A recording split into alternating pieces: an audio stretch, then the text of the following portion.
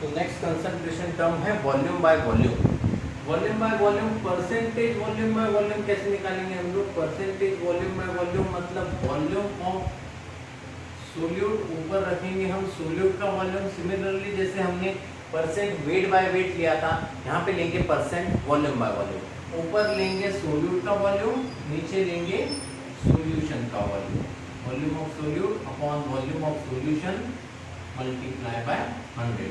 मतलब किसी भी चीज का अगर हमको परसेंटेज वॉल्यूम बाय वॉल्यूम निकालने को बोलता है तो हम लोग निकालेंगे percentage volume by volume equal to volume of solute upon volume of solution multiply by 100।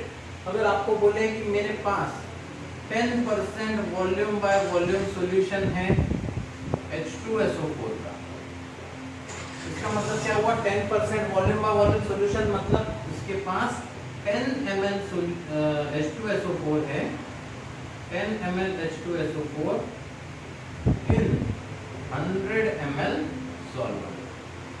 100 ml में 10 ml उसके पास क्या है? H2SO4। वॉल्यूम बाय वॉल्यूम में है ना कंसंट्रेशन। सिमिलरली अगर ये ना देते हुए आपको ऐसा बोल दे कि भाई 20 ग्राम HCl, sorry volume by volume 20 ml HCl in 100 ml solvent. Solvent बोल दिया, ठीक है ध्यान से। 20 ml HCl in 100 ml solvent बोला, मतलब यहाँ पे इसका मतलब ये नहीं है कि ये 20% volume by volume HCl solution है। इसने क्या बोला? सॉल्यूशन में 20 ml नहीं है, सॉल्वेंट 100 ml है, उसके अंदर 20 ml HCl है। तो इसका volume by volume, percent volume by volume कैसे निकालेंगे? Percent volume by volume HCl is equals to volume of solute. Solute क्या है हमारा? स्मॉल क्वांटिटी वाला HCl 20 ml है। Solute, volume of solute upon volume of solution. Solution कितना होगा? Solute plus solvent मिला के हमारा क्या होगा? सॉल्यूशन। मतलब 120, 100 ml हमारा सॉल्वेंट, 20 ml सोल्यूट, ये दोनों मिलके बनेंगे सॉल्यूशन। तो 20 अपॉन 120 मल्टीप्लाई बाय 100, ये होगा percentage wait volume by volume. तो परसेंटेज वॉल्यूम बाय वॉल्यूम इस हिसाब से कितना आ गया HCl का? 1/6, 6 1 जा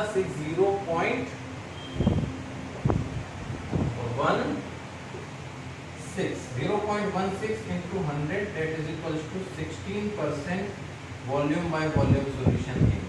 percentage volume by volume 16% volume by volume solution है HCl का, 20% नहीं, ठीक है। तो सॉल्यूशन में कितना परसेंट है HCl? 16%। सॉल्वेंट अगर 100 ml लिख के दे दे तो यहाँ पे हम क्या करेंगे? वॉल्यूम ऑफ सॉल्यूशन दोनों मिला के इसकी वैल्यू लिखेंगे, ना कि सिर्फ सॉल्वेंट, ठीक है। इसके अलावा एक क्वेश्चन ऐसा पूछ सकता है volume by volume, weight by volume या फिर वेट बाय वेट, तीनों में पूछ सकता है कि आपको, जैसे एग्जांपल देखो 10 ग्राम NaCl is present in 100 ml solution. 10 gram NaCl is present in 100 ml solution. Find percentage weight by weight. Find percentage weight by weight if density of solution is 1.2 ग्राम, ठीक है। क्या पूछा उसने हमको? परसेंटेज वेट बाय वेट पूछा, और यहाँ पे सॉल्वेंट का क्या दे दिया इसने? वॉल्यूम दे दिया। तो वॉल्यूम को हम लोग वेट में कैसे कन्वर्ट करेंगे, इस टाइप के क्वेश्चन को कैसे सॉल्व करेंगे वो आपको बताएंगे, ठीक है। तो हमको क्या निकालना है? सबसे पहले परसेंटेज वेट बाय वेट। तो परसेंटेज वेट बाय वेट का फॉर्मूला क्या होगा? Mass of solute upon mass of solution multiply by 100, यही फॉर्मूला होगा। लेकिन उसके पहले प्रॉब्लम ये है कि हमको मास ऑफ सोल्यूट तो पता है, स्मॉल क्वांटिटी में हमारा NaCl है सोल्यूट, इसका मास तो हमको पता है, लेकिन सॉल्यूशन का मास नहीं पता, वॉल्यूम पता है, ठीक है। सॉल्यूशन का मास नहीं पता, वॉल्यूम पता है, तो हम क्या करेंगे? Density is equals to mass upon volume वाला फॉर्मूला यूज करेंगे। Density is equal to mass upon volume वाला फॉर्मूले से पहले इसका मास निकालेंगे और उसके बाद निकालेंगे percentage weight by weight. Density कितनी दे रखी है 1.2 is equal to mass of solution कितना है, यहाँ पे क्या होगा, मास ऑफ सॉल्यूशन नहीं पता हमको निकालना है, और वॉल्यूम ऑफ सॉल्यूशन कितना है 100 ml। तो यहाँ से मास की वैल्यू आ जाएगी 120 ग्राम, है ना। 1.2 को मल्टीप्लाई करेंगे 100 से तो आ जाएगा 120 ग्राम, ठीक है। तो ये काय का मास है, ये सॉल्यूशन का मास है। 120 ग्राम काय का मास है, सॉल्यूशन का मास है। तो अब इसको फॉर्मूले में वैल्यू रख दो, percentage volume by volume. Percentage हमको क्या निकालना है, वेट बाय वेट, सॉरी। तो percentage weight by weight is equal to, ऊपर रखेंगे हम mass of solute, weight by weight निकालना है।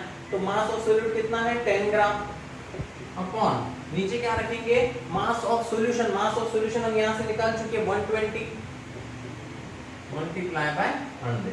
तो यहाँ से आ जाएगा percentage weight by weight is equal to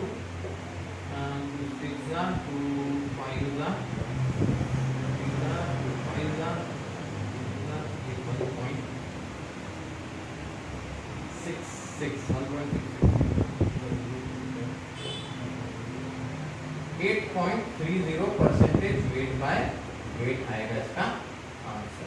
8.30% weight by weight, clear दिख रहा है वहां तक। 8.30% वेट बाय वेट इसका आंसर आएगा। तो आपको बस इतना ही बताना है कि कभी अगर परसेंटेज वॉल्यूम बाय वॉल्यूम पूछ ले या परसेंटेज वेट बाय वेट पूछ ले और वॉल्यूम मास नहीं पता है या वॉल्यूम नहीं पता है और डेंसिटी की वैल्यू दे दे, तो density is equals to mass upon volume से हम लोग फाइंड आउट करेंगे वैल्यू और पुट करके आंसर निकालेंगे, ठीक है। इसके बाद हम देखेंगे weight by volume. Weight by volume भी इसके जैसे सिमिलर है, आप तो समझ ही गया होगा। Percentage weight by volume, weight by volume, weight by volume. Weight by volume में क्या करेंगे हम, mass of solute, mass of solute upon volume of solution multiply by 100। यहाँ पे अगर हमको दे दे कि 13% wait by volume solution of glucose, glucose का सॉल्यूशन का कंसंट्रेशन कितना दे रखा आपको 13% वेट बाय वॉल्यूम, तो इसका मतलब क्या होगा 13 gram glucose in 100 ml solution, in 100 ml solution। और सिमिलरली अगर परसेंटेज वेट बाय वॉल्यूम निकालने को बोल दे, अगर आपको ऐसा बोल दे क्वेश्चन नंबर 2 में उसने ऐसा बोल दिया कि 20 ग्राम HCl in 120 ml water, find percentage weight by volume. Percentage weight by volume कैसे निकालेंगे इसका solution, percentage weight by volume. तो इसका फॉर्मूला क्या है परसेंटेज वेट बाय वॉल्यूम का, mass of solute. Mass of solute कितना दे रखा 20 ग्राम, स्मॉल क्वांटिटी में जो है वो सोल्यूट है तो 20 ग्राम upon volume of solution 120 multiply by 100। तो ये आ जाएगा परसेंटेज वेट बाय वॉल्यूम। 0 से 0 कट, 2 6 2 10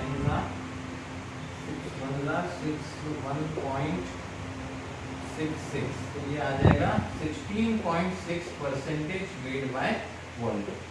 16.6। तो percentage weight by wait, percentage weight by volume, percentage volume by volume, तीनों भी कंसंट्रेशन टर्म्स आपको अच्छे से क्लियर है। इसके अलावा अगर वेट बाय वेट की कोई वैल्यू पूछ ले और वॉल्यूम दे देगा तो डेंसिटी देगा। तो density is equal to mass upon volume से पहले मास निकाल लेना, उसके बाद परसेंटेज। तो density upon mass upon volume से आप लोग कुछ भी अगर मास ना दिया हो तो मास निकाल सकते हैं, वॉल्यूम देगा, वॉल्यूम ना देखते हुए मास देगा तो density is equal to mass upon volume से जो वैल्यू चाहिए वो निकाल लेना और फिर सॉल्व कर लेना, ठीक है। वेट बाय वॉल्यूम हो गया। इसके बाद एक और छोटा सा देख लो जो शायद आपको ऑलरेडी आता हो,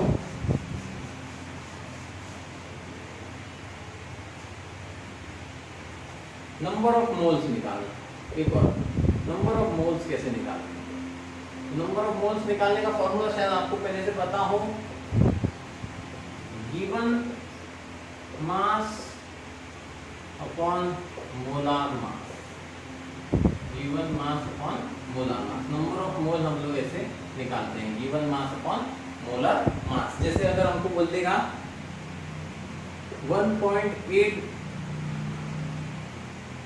ग्राम HCl, number of 1.8 gram HCl अगर हमारे पास है, इसके find number of moles of HCl, number of moles निकालने का बोलेगा। नंबर ऑफ मोल्स का फॉर्मूला क्या है, number of moles is equals to given mass upon molar मास।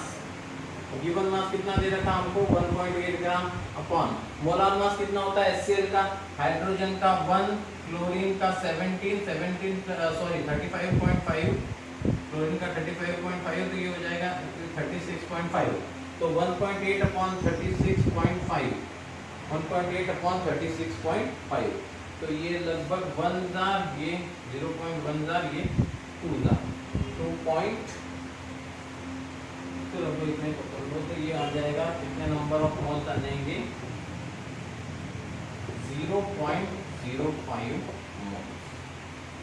ठीक है, तो इस तरह से नंबर ऑफ मोल्स निकाल सकते हैं किसी का भी गिवन मास अपॉन मोलर मास रख देना। जैसे HCl था तो HCl का हमने हाइड्रोजन का 1 होता है, क्लोरीन का होता है 35.5, तो टोटल हमने निकाला 36.5, गिवन मास रखा 1.8 ग्राम HCl है, मोलर मास मतलब हमारे पास 0.05 मोल्स थे HCl के। ठीक है, तो ये नंबर ऑफ मोल्स भी निकालना आ गया आपको, ठीक से दिख रहा है नंबर ऑफ मोल्स। तो नेक्स्ट वीडियो में हम देखेंगे मोल फ्रैक्शन निकालना। ठीक है, मोल फ्रैक्शन कैसे निकालते हैं, तो number of moles, percentage weight by wait, percentage weight by volume, ये अच्छे से आप लोग प्रैक्टिस करो। और नेक्स्ट वीडियो में हम लोग देखेंगे कि मोल फ्रैक्शन कैसे निकालते हैं। नंबर ऑफ मोल्स का कंसेप्ट अच्छे से क्लियर करो, सारे नंबर ऑफ मोल्स निकालने के जितने भी बुक में क्वेश्चन दिए नंबर ऑफ मोल्स निकालने के, सारे मोल कंसेप्ट आपका क्लियर होना चाहिए। उसके बाद हम देखेंगे मोल फ्रैक्शन। ठीक है, थैंक यू।